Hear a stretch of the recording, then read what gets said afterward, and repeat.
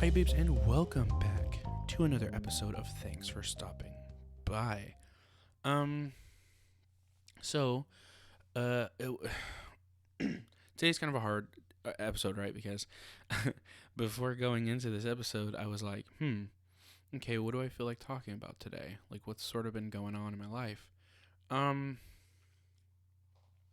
that's sort of the the inherent problem is not much.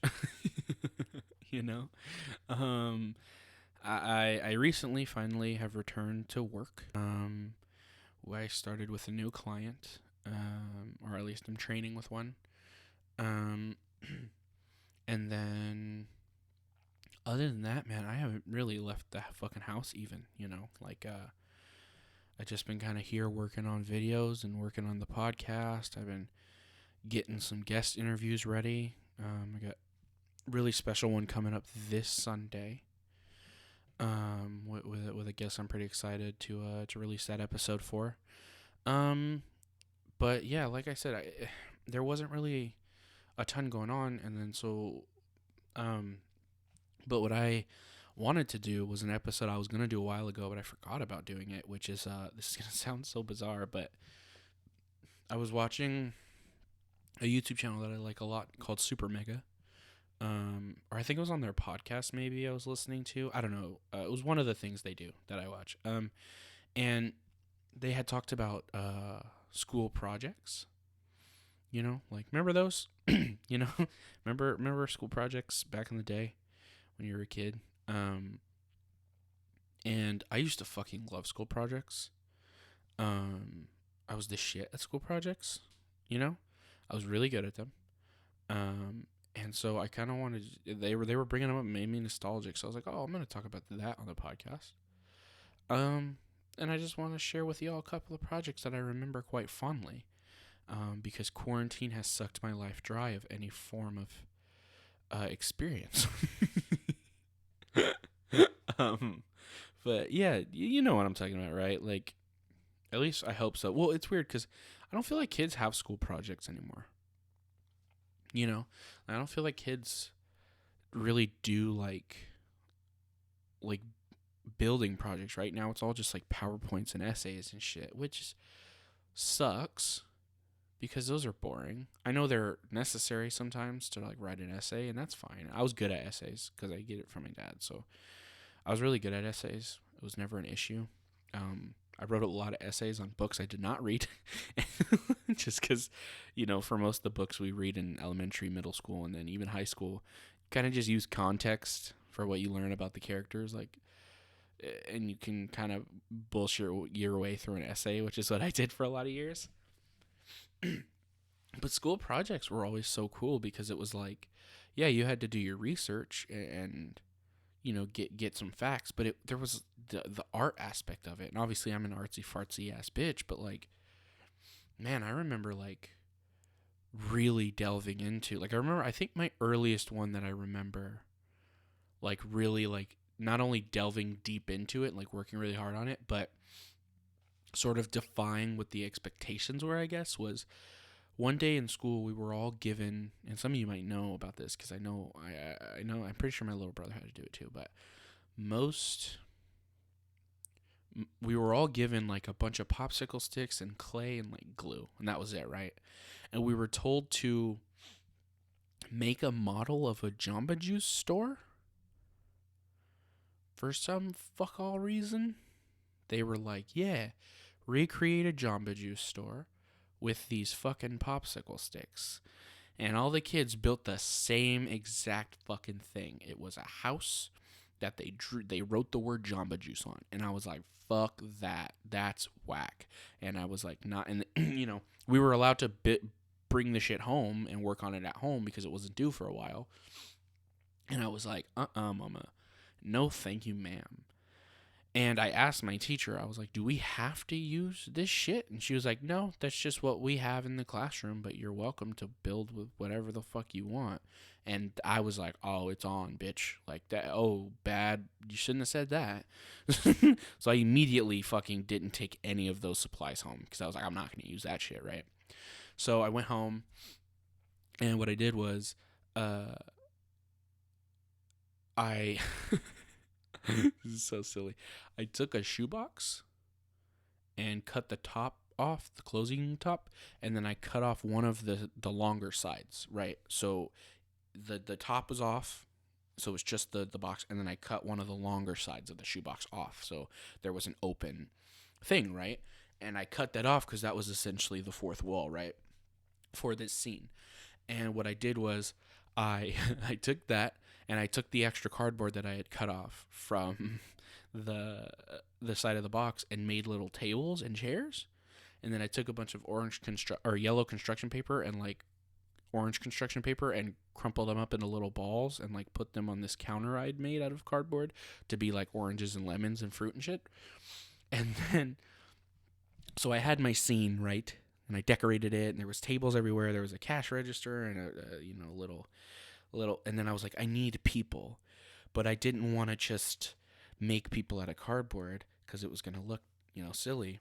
So what I did was, I I used to collect these figures that some of you might remember. You would get them at like grocery stores in the little 50 cents thing, and they were called homies. And they were really racist depictions of Hispanic men for fucking no reason.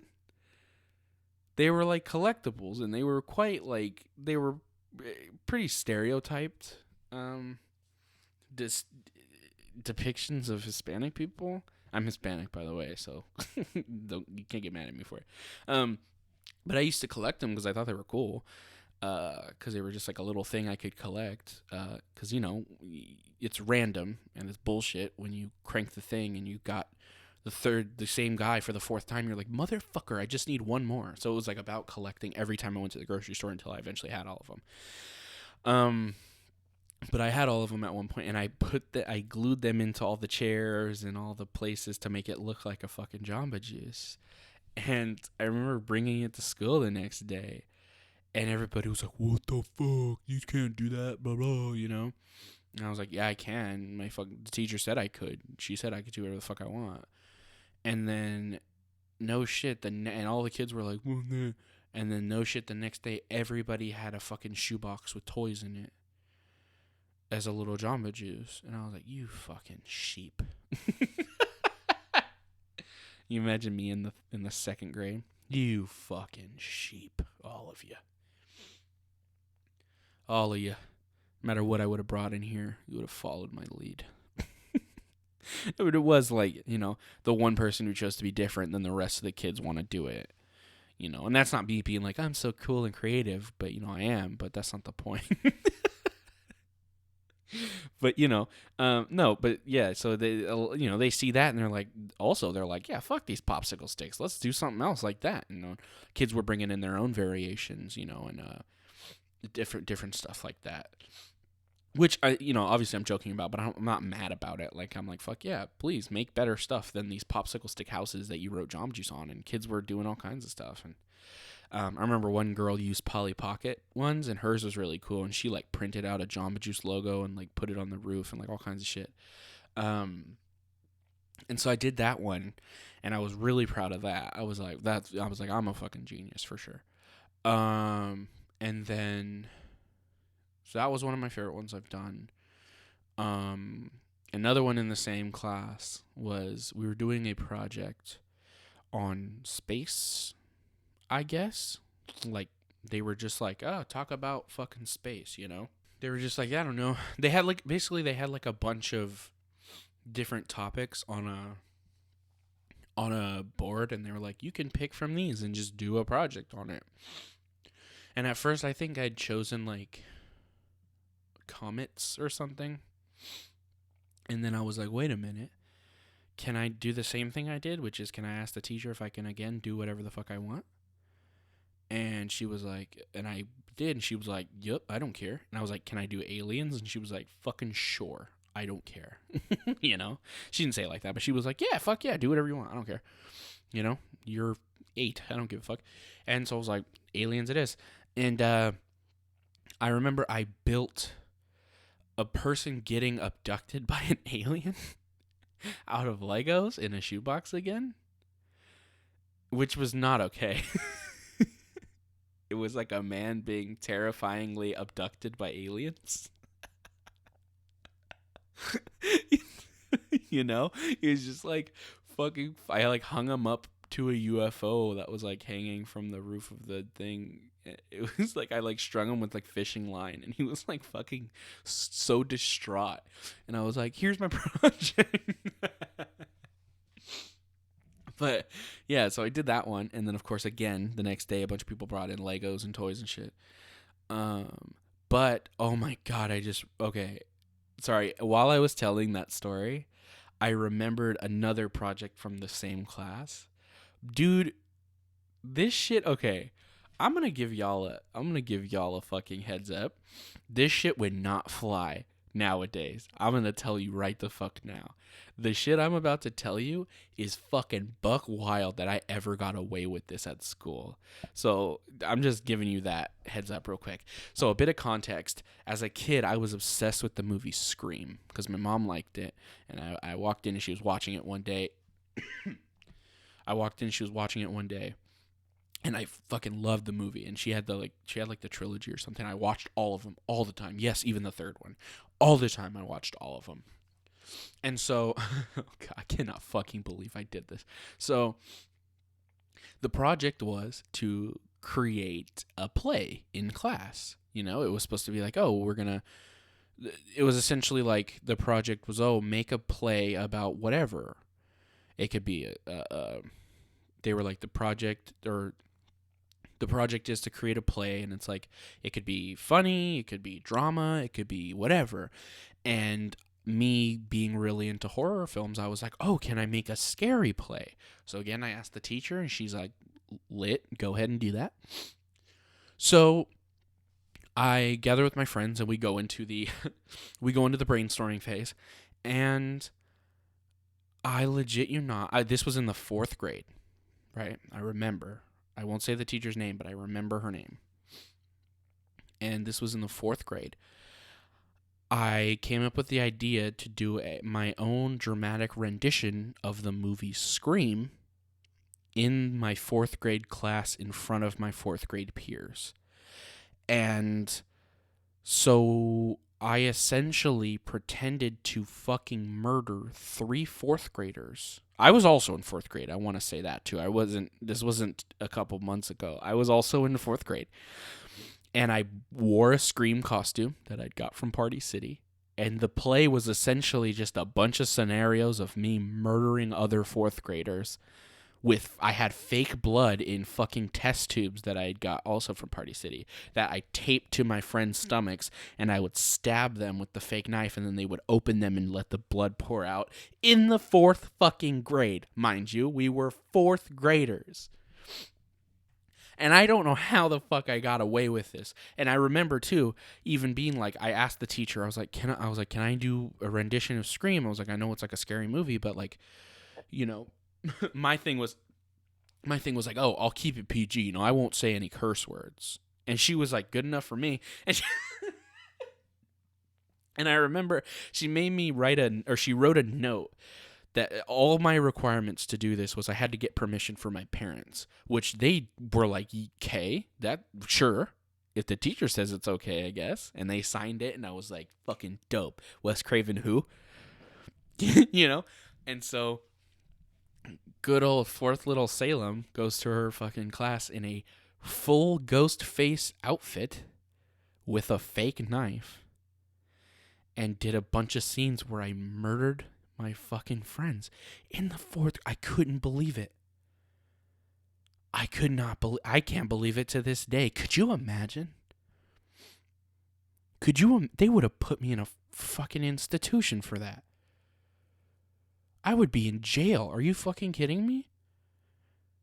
And that's a good thing that they would see that as a warning sign. I'm not knocking that. They should have seen that. They should have been not okay with it when it happened. You know? I didn't mean it in any malice way or anything. I just, it's kids not understanding that that's not socially acceptable. How old are you in the 4th grade? Like 10? I don't fucking know. However old you are in the 4th grade. And I just, all my mindset was I really liked the movie Scream. Why wouldn't I do a play about it? And I fucking but the grown adult teacher said, "Uh-huh." Which I'm torn on it, right? Because I'm all about letting kids be expressive and letting them, to explore their creativity. But I was also essentially asking if I could mock murder a bunch of children in front of other children. That's fucking wild. That's pretty crazy to do. You know? This is fucking real too. I need you guys to understand how real this was. It is a real thing that happened. And the whole play too, the funniest part about it was the whole play. There was like barely any dialogue. It was just I remember one of my friends, he played a cop and he went over and answered a phone, and then I like obviously we didn't have like fucking speakers. So I just went behind everyone and I was like doing the fucking like, look, what's the matter, fucking Craig? You seen a ghost? Like that shit, the scream voice of a fourth grader doing it. I said a rendition of the "gut you like a fish" line, which I think all I did was just not say "you little bitch." So I still told someone in a school that I would gut them like a fish, which is just so not okay. That is so, I don't pretend or not. That's so fucking crazy that that's a thing that happened. And then he like drops the phone and he, we didn't have a toy gun because that was the limit. We couldn't have a toy gun. So he just like pulled out like a stick, like a baton. And he's like walking around and he's like, you better come out, blah, blah. And then I remember one of the things I liked about Scream so much was like the killer gets his ass kicked a lot. So I had him do it's like all fucking flowing back to me. I had a scene where I'm like chasing him, and we're doing these plays outside, mind you. And there's a tree, so we're like doing the thing where we're like trying to, this way, that way, right, left, like, he's trying to dodge me around the tree. And he reaches around and grabs my mask and like pulls the mask, which pulls me into the tree, and I fucking bump off of it, right? But I remember when he pulled me, the mesh broke, and he just poked me right in the fucking eye. Like he like grabbed it and boom, poked me right in the fucking eye. So I'm running half blind for the rest of this play. But I committed because I'm a method actor. I really this is the wrong time to say I'm a method actor. I really had to get I really had to get into character to murder these kids. I really wanted to delve into that mindset to portray this role. Oh no. I can't believe this is a real fucking thing, you guys. That's a thing I did. That's not okay. I pretended to stab a bunch of kids in front of my class and my teacher, and no one fucking thought anything of it. It was like super acceptable. They were like, hell yeah, just kids being kids. What the fuck? That's not okay. That's fucking buck wild. And I remember it was funny too because some of the other plays were like complete dog shit, right? It's me shitting on a fourth grader script writing. I couldn't follow the narrative. But it was just like I remember these two guys in my class who were like the popular guys. They were like the popular kids. Whoa, they're so cool. All the girls are, whatever. And they decided to do a rendition of Tom and Jerry. I know what you might be thinking. Hey, those characters mostly don't talk, except for that one time they did. Exactly. My opinion or my thoughts at the time. And they didn't talk in this rendition of Tom and Jerry. The production basically came down to them going in front of the class and being like, hey guys, it's blank and blank, and today we're going to be doing a rendition of Tom and Jerry. And then they immediately just began chasing each other for 3 minutes straight, just around the fucking area we were at outside. They chased each other, no dialogue, no stopping. I think he fell one time, and then they stopped, they walked back and said, thank you guys. And that was it. So, it was a pretty bold artistic choice, I think. And I definitely think that there's a message in there. They're trying to convey the I think they were trying to convey that, school is just a constant chase of a mindless, boring chase of something that you'll never catch. And